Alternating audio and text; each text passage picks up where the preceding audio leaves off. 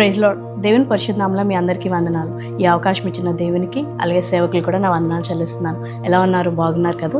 మరి యేసయ్య శిలువలో పలికిన 7 మాటల ద్వారా మీరు అందరూ ఆదరింపబడుతున్నారని, అనేకమైన విషయాలు తెలుసుకుంటున్నారని నమ్ముతున్నాను. ఈ లోకంలో గన్నులైన వారు, శ్రేష్ఠులు, సక్సెస్ఫుల్ పీపుల్ వాళ్ళు చనిపోకముందు ఆఖరిగా వాళ్ళు ఏం మాట్లాడారని చెప్పి మనం నోట్ చేసుకుంటాం, రికార్డ్ చేసుకుంటాం. ఎందుకనంటే నెక్స్ట్ జనరేషన్స్కి అవి చెప్పాలి. ఆ మాటల ద్వారా మనం వాళ్ళ జీవితంలో నుంచి ఏ విషయాలు నేర్చుకోగలమని. ఈరోజు ఈ లోక మనుషుల కోసమే మనం అంత చేస్తూ ఉంటే, మన దేవాది దేవుడు, రాజులకు రాజైన యేసయ్య మన సిలువలో పలికిన 7 మాటలు, ఆఖరి 7 మాటలు మన జీవితంలో ఇంకెంత ప్రభావితం చేస్తాయి. ప్రతి సంవత్సరం వింటున్నాం, కానీ దేవుడు ప్రతి సంవత్సరం కూడా కొత్త రీతిలో మనతో మాట్లాడుతున్నారు. ఇప్పటి వరకు 6 మాటలు మీరు విన్నారు, దాని ద్వారా దీవించబడాలని నమ్ముతున్నాను. అయితే మరి 7వ మాట ఏంటో మనం చూద్దాం. లూకా సువార్త 23వ అధ్యాయము 46వ వచనము. తండ్రి, నీ చేతులకు నా ఆత్మను అప్పగించుచున్నాను. ఈ మాట మనకి 7వ మాటగా మనం చూస్తూ ఉన్నాం. అయితే సిలువలో మనం చూసుకున్నప్పుడు సిలువ ఎలా ఉంటుందండి? ఒక హారిజంటల్గా, వర్టికల్గా ఉంటుంది. అది చూసినప్పుడు మనకు గుర్తు రావాల్సింది ఏంటంటే కంప్లీట్ ఒబీడియన్స్, కంప్లీట్ ప్రేమ. నీ కొరకు నా కొరకు దేవుడు ఏం చేశారు అంటే కంప్లీట్గా పూర్తిగా ప్రేమించి సిలువ్యాగం చేశారు. అలాగే తన పరలోకమున్న తండ్రికి తను కంప్లీట్గా ఒబే అయ్యారు అని గుర్తు చేసుకున్నాం. అయితే మనం చూసుకున్నట్లయితే ఆయన 9 గంటల నుంచి 3 గంటల వరకు కూడా సిలువ మీద చాలా భయంకరమైన స్థితిలో ఉన్నారు. ఆయన పలికిన 7 మాటల్లో 3 మాటలు ప్రజలను ఉద్దేశించి, జనులను ఉద్దేశించి, 3 మాటలు తన తండ్రితో మాట్లాడారు, ఒక మాట జనరల్గా మాట్లాడారు. అక్కడ ఉన్న పరిస్థితి ఏంటంటే మత్తయి సువార్త 27వ అధ్యాయము 51 నుంచి 59 వచనాలు చూసినప్పుడు యేసయ్య చనిపోయినప్పుడు అక్కడ ఏం జరుగుతుంది అని అంటే భూకంపాలు వచ్చాయి, పరిశుద్ధులు లేపబడ్డారు, రాళ్ళు కదించబడ్డాయి. ఇంకోటి అక్కడ ఏం జరిగిందంటే దేవాలయ తెర ఏమైందంటే చినిగిపోయిందంట. పైనుంచి కింద వరకు అదేమంటే చిరిగిపోయిందని ఉంది. అయితే దీని వెనకాల మనకు ఒక మర్మం మనకు తెలుసు. ఏంటి అని అంటే ఆ యొక్క దేవాలయంలోకి వెళ్ళాలి, అతి పరిశుద్ధ స్థలంలోకి వెళ్ళాలంటే ఎవరు పడితే వాళ్ళు వెళ్ళడానికి లేదు, యాజకులైన వారే వెళ్ళాలి. వాళ్ళకి వెళ్ళినప్పుడు ఏం చేసేవారంటే ఒక తాడు కట్టేవారంట. ఆ తాడికి ఒక తాడు కట్టినప్పుడు దానికి కింద ఒక చిన్న బెల్, ఒక గంట లాంటిది పెట్టి ఇంకోటి తన నడుము కట్టి ఆ తాడు బయట వరకు ఉండేదంట. ఆ లోపలికి వెళ్ళినప్పుడు వాళ్ళ పాపం వల్లనో కానీ లేకపోతే దేని వల్ల అయినా ఆ లోపల చనిపోతే ఆ కింద పడిపోయినప్పుడు గంట మోగుతుంది కదా, అప్పుడు ఆ యొక్క తాడిని లాగి అతను బయటకు తీసుకొచ్చేవారంట. ఎందుకంటే అతి పరిశుద్ధమైన స్థలంలో ఎవరు పడితే వాళ్ళకి వెళ్ళడానికి వీల్లేదు. కానీ ఎప్పుడైతే యేసయ్య ఈ మాట పలికి తన యొక్క ప్రాణాన్ని బిగ్గరగా ఈ మాట పలికి తన ప్రాణాన్ని విడిచిపెట్టినప్పుడు ఏం జరిగిందంటే ఆ తెర చిరిగిపోయింది. దాని యొక్క అర్థం ఏంటి అని అంటే నన్ను ఆయన తన దగ్గరికి ఎలాంటి మధ్యలో ఎటువంటి కర్టన్స్ లేకపోతే ఎటువంటి వెయిల్స్, ఎటువంటి తెరలు ఉండడానికి ఆయన ఇష్టపడట్లేదు. ఆయనకి నీతో యాక్సెస్ అవ్వడానికి, నీతో డైరెక్ట్ ఫెలోషిప్ రావాలి అని ఆశపడుతున్నారు. అదేంటి అంటే మనం అతి పరిశుద్ధ స్థలంలోకి మనం పాపులుగా ఉన్న వాళ్ళు వెళ్ళలేం, కానీ ఆ పుణ్యాత్ముడు, ఆ పాపరహితుడు నీ కొరకు తన యొక్క ప్లేస్ను వదిలిపెట్టి నిన్ను కలుసుకోవడానికి వచ్చారు ఆయన. అయితే అది ఎలా జరుగుతుందంటే ఆయన యొక్క పరిశుద్ధ రక్తం వల్లే జరుగుతుంది. హెబ్రీ పత్రికలో 10వ అధ్యాయము 19-20 వచనంలో ఉంటుంది. ఆయన పరిశుద్ధమైన రక్తం వల్లే మనం ఆయన దగ్గరికి చేరుకోవడానికి మనం వెళ్ళాం. రెండోది ఏంటి అంటే ఆయనతో ఒక నిబంధన మనకు ఏర్పడింది. ఆయనతో ఎందుకంటే అప్పటి వరకు దేవుని చూడాలంటే ఒక సమయంలో వెళ్ళాలి, లేకపోతే ఒక్కొక్క పరిహారానికి, ఒక్కొక్క పాపానికి ఒక్కొక్క పరిహారం, ఒక బలియాగంగా మనం ఏదో తీసుకొని వెళ్ళాలి. కానీ ఇప్పుడు ఆ దైవం అవసరం లేదు. ఆయనే మన కొరకు బలి అయిపోయారు. ఆయనతో డైరెక్ట్ యాక్సెస్ వచ్చేసింది. రెండోదిగా ఏంటంటే ఆయనతో మనకి డైరెక్ట్ ఫెలోషిప్. నువ్వు ఎలాంటి పరిస్థితుల్లో ఉన్నా నీ యొక్క ఫిజికల్గా చాలాసార్లు మనం బయట చూస్తున్నట్లయితే ఇదే రోజు వెళ్ళాలి, ఇలాగే తయారై వెళ్ళాలి, ఇవే పట్టుకొని వెళ్ళాలి అని ఉంటుంది. కానీ ఆయన దగ్గరికి వెళ్ళడానికి ఎలాంటి కండిషన్స్ లేవు. ఒకవేళ నువ్వు ఫిజికల్గా చింపు జుట్టు ఉన్న ఆ ఒక మంచి బట్టలు లేకపోయినా దేవుడు నేను మంచి బట్టలు వేసుకొని రా అని చెప్పడు. ఒకవేళ నువ్వు ఆత్మీయంగా దేవుని దూరం అయిపోయినా, పాపం అనే లోయలో ఉన్నా సరే నువ్వు దేవుని దగ్గర వెళ్ళడానికి ఎటువంటి బాధపడాల్సిన అవసరం లేదు. ఎందుకంటే ఆ తెర చింపబడింది, ఆ తెర ఇంకా లేదు. నువ్వు దేవునితో డైరెక్ట్గా వెళ్ళడానికి ఆయన ఇష్టపడుతున్నారు. కానీ ఆయనైతే ఆ రోజు ఆ తెరని చింపివేశాడు. కానీ నేను ఈరోజు ఏం చేస్తుందో తెలుసా? మన పాపం అనే తెరని దేవునికి మనకి మధ్య కట్టుకున్నాం. ఈ పాపం అనే తెర ఏంటి అని అంటే, ఈ పాపం అనే తెర మన అబద్ధాలు, మోసాలు, దోషాలు, పాపాలు, మనం దేవునికి ఇష్టం లేని ప్రతిదీ మనం చేసి ఏం చేస్తామంటే ఆయనకి మనకి మధ్య ఒక తెరని మనము ఏం చేస్తామంటే పెట్టి ఉన్నాము. ఈరోజు ఆ తెరని చాలాసార్లు మనం అనుకుంటాము, ఈ తెర నాకు దేవునికి మధ్య ఉండకూడదు అని ఆశపడుతున్నాం, కానీ అది మనం చేయలేకపోతున్నాం. పౌలు భక్తుడు అంటాడు కదా, నేను ఏదైతే చెయ్యాలనుకుంటున్నానో అది చేయలేకపోతున్నాను, ఏదైతే చెయ్యకూడదు అనుకుంటున్నానో అది చేస్తున్నానని. కరెక్టే, మనం కొన్నిసార్లు పాపం అనుకుంటే ఈ రోజు నుంచి ఈ పాపం చేయకూడదు అనుకుంటాం, సాయంత్రానికి మళ్ళీ తిరిగి ఏం చేస్తాం తెలుసా, అదే పాపం దగ్గరికి మనం వెళ్తాం. బైబిల్లో ఒక మాట ఉంది, శక్తి చేత కాదు, బలము చేత కాదు, నా ఆత్మ ద్వారా జరిగింతును అని. నిజమే, ఒకవేళ ఈ పాపంలో నుంచి ఈ యొక్క పాపం అనే తెరను నువ్వు చింపలేకపోతుంటే దానికి శక్తినిచ్చేది దేవుడు అని మాకు గుర్తుపెట్టుకుందాం. ఆయన యొక్క సిలువ ఆ రోజు, ఆయన యొక్క సిలువ మరణం ఆ రోజు ఆ తెరను ఎలా అయితే చింపివేసిందో, ఈరోజు నీకు నాకు దేవునికి మధ్య ఉన్న ఆ తెర, పాపమైన తెరని చింపివేయాలి, తొలగింపబడాలి అని అంటే నీ యొక్క ప్రార్థన. నువ్వు ఎప్పుడైతే దేవుని దగ్గరికి వెళ్ళి హృదయపూర్వకంగా, ప్రవ్వా నా వల్ల కావట్లేదు, ఈ పాపం నుంచి నేను బయటికి రావాలని ఆశపడుతున్నాను, ఆశపడి ప్రాణం తృప్తిపరిచే దేవుడిగా ఉన్నాడు కదా, వాక్యం సెలవిస్తుంది కదా, ఇదే మాట నువ్వు పలికినప్పుడు ఆ పాపం అనే తెరని దేవుడు ఏం చేస్తాడు తెలుసా, తీసివేస్తాడు. ఆయన సహాయం కోరు. ఈరోజు నీకు దేవునికి మధ్య ఏ పాపం అనే తెర ఉందో అది నీకు దేవునికి మాత్రమే తెలుసు. ఆయన ఇష్టపడుతున్నాడు నీతో సహవసించాలని, కానీ నువ్వు నేను ఏం చేస్తున్నామంటే మనం పాపం అనే తెర వేసి ఆయనకు దూరపరుస్తున్నాం. రెండోదిగా మనం చూసుకున్నట్లయితే ఇక్కడ ఆయన ఏమని పలుకుతారండి, తండ్రి అని పలుకుతారు. యేసయ్య ఎక్కడ సంబోధించినా సరే తండ్రి. మనం పరలోక ప్రార్థన చేసిన పరలోక ముందు నా తండ్రి అని ప్రార్థన మొదలుపెట్టారు. మన సిలువ వేసినప్పుడు 7 మాటల్లో మొదటి మాట ఏమని ఉంటుందంటే, తండ్రి వీరు ఏమి చేయుచున్నారో వీరు ఎరుగరు అని ఉంది. తండ్రి అన్న మాటని సంబోధిస్తున్నారు.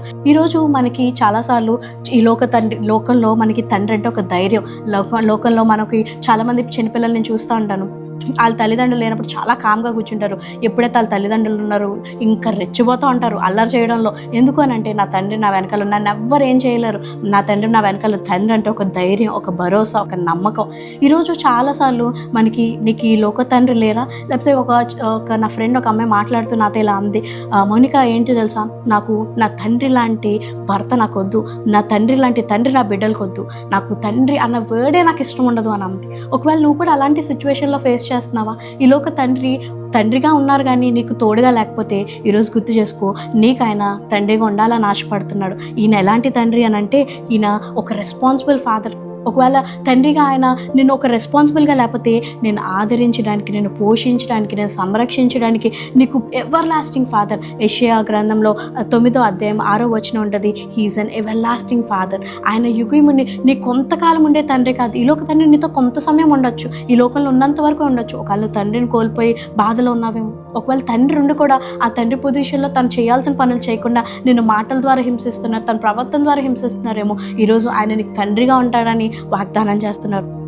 నువ్వు తండ్రి అని పిలిస్తే చాలు, ఆయన నీకు నీ దగ్గరికి రావడానికి ఆయన ఇష్టపడుతున్నారు. ఈ పాపమని ఎప్పుడైతే ఈ పాపమని ఆ యొక్క తెరను తీసివేసి ఉన్నావు, ఇప్పుడు నువ్వు తండ్రి అని పిలవగానే నీ దగ్గరికి వచ్చి నేను ఆదుకోవడానికి రెడీగా ఉన్నాడు. ఈ తండ్రి ఎలాంటి వాడు అంటే పరిశుద్ధమైన తండ్రి, పరిశుద్ధమైన కార్యాలు చేసే తండ్రి. ఒకవేళ నీ తండ్రి యొక్క పనులు బట్టి నువ్వు విసిగిపోయావేమో, లేకపోతే ఈ లోకంలో చాలామంది ఆడవాళ్ళు చెప్పేదంటే మగవాళ్ళు అంటేనే నాకు ఇష్టం ఉండదు, కానీ ఈ తండ్రి నీకు ఎలాంటి తండ్రి తెలుసా, పరిశుద్ధమైన తండ్రిగా ఉన్నాడు. ఈయన రైచియస్ ఫాదర్. ఆయన ఏంటంటే నీతిమంతుడు అనే తండ్రి నీతిమంతుడు అయితే బిడ్డలు కూడా ఎలాంటి వారు అవ్వాలండి, నీతిమంతులు అవ్వాలి. కాబట్టి నీ తండ్రి అని పిలిస్తే ఆయన దగ్గరికి రావడానికి ఆశపడుతున్నాడు. మన తప్పిపోయిన కుమారులో మనకు బాగా తెలిసిన విషయం ఏంటి అని అంటే, కుమారుడు ఎప్పుడైతే తను పాపం చేసి తండ్రికి దూరం అయిపోయాడో తన మనసులో ఏమనుకుంటాడంటే, నేను తండ్రి దగ్గరికి కుమారుడుగా ఉండడానికి కాదు కానీ వాళ్ళ ఇంట్లో ఒక పనివాడిగా అయినా ఉండడానికి నేను వస్తాను అని చెప్పి తను వెళ్తున్నప్పుడు ఆ సమయంలో ఏం జరుగుతుంది అంటే, తండ్రి దూరం నుంచి వచ్చి తన హత్తుకొని తనని వెంటనే కాపాడుతాడు.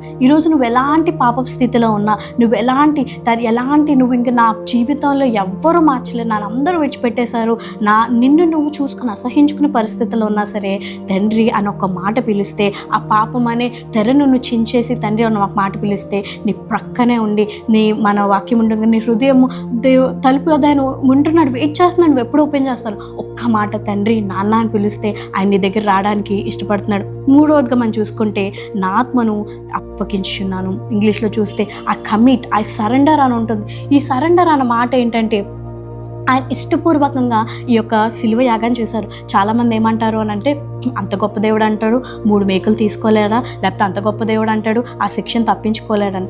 ఆయన ఇదేదో ఇక రోమా సామ్రాజ్య అక్కడ రోమన్కి సంబంధించి వాళ్ళు ఆయనకు శిక్ష వేశారనో, లేకపోతే అక్కడున్న కింగ్ అక్కడున్న వాళ్ళందరూ తనకి వ్యతిరేకంగా అయ్యి అది చేసి అదొక మర్డర్ కాదు, లేకపోతే ఆయన ఒక సూసైడ్ చేసుకోలేదు, కానీ ఆయన ఇష్టపూర్వకంగా చేసిన కార్యం అది.